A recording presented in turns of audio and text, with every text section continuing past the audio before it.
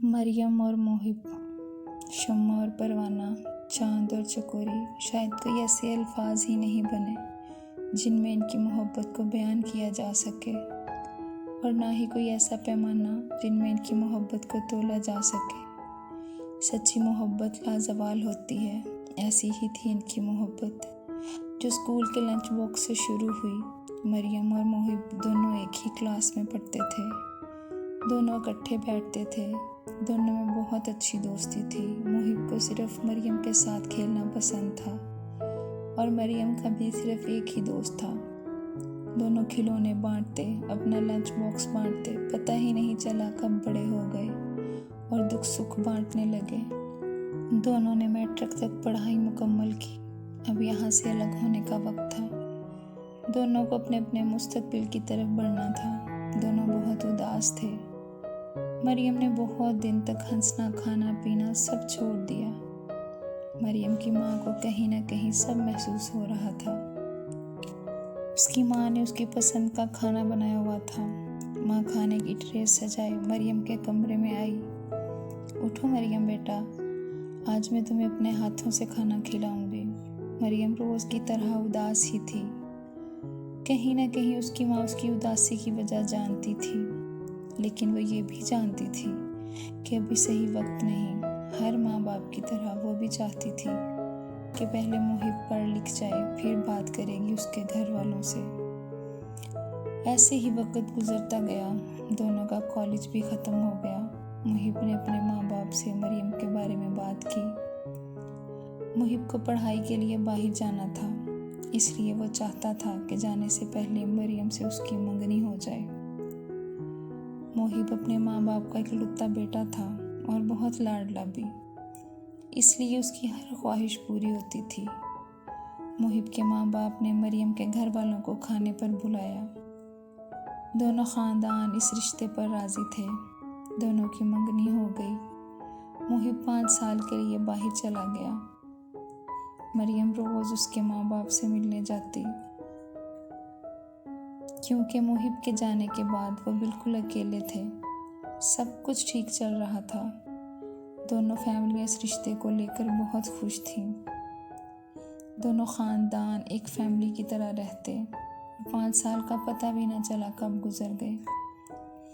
अब मोहिब के वापस आने का वक्त आ गया और उनकी शादी की डेट भी फिक्स हो गई। लेकिन तकदीर में क्या लिखा होता है ये किसी को नहीं पता होता। इस कहानी में भी कुछ ऐसा ही हुआ। मोहिब ने सोचा कि वो किसी को अपने घर आने की इत्तला नहीं देगा और उनको अचानक से सरप्राइज़ देगा।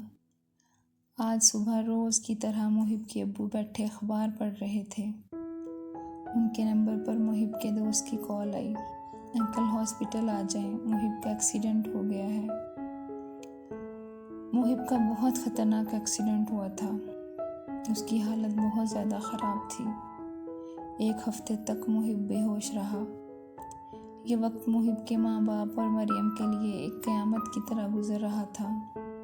1 हफ्ते बाद जब मोहिब को होश आया तो उसके घर वाले सब बहुत खुश हुए। न जाने कितने सदके और कितनी न्याज़ें बांटी गईं, लेकिन आने वाले तूफ़ान की तो किसी को खबर ही न थी। डॉक्टर मोहिब की रिपोर्ट्स हाथ में पकड़े कमरे में दाखिल हुआ। उसने मोहिब के अब्बू से कहा कि मुझे आपसे कुछ ज़रूरी बात करनी है। डॉक्टर के अल्फाज मोहिब के अब्बू पर किसी बिजली की तरह गिरे। डॉक्टर ने बताया कि मोहिब की कमर की हड्डी टूट चुकी है। अब वो पूरी ज़िंदगी के लिए माजूर हो चुका था। मरियम के सारे ख्वाब एक पल में रेजा रेजा हो गए, लेकिन उसने मोहिब का साथ एक पल के लिए भी न छोड़ा।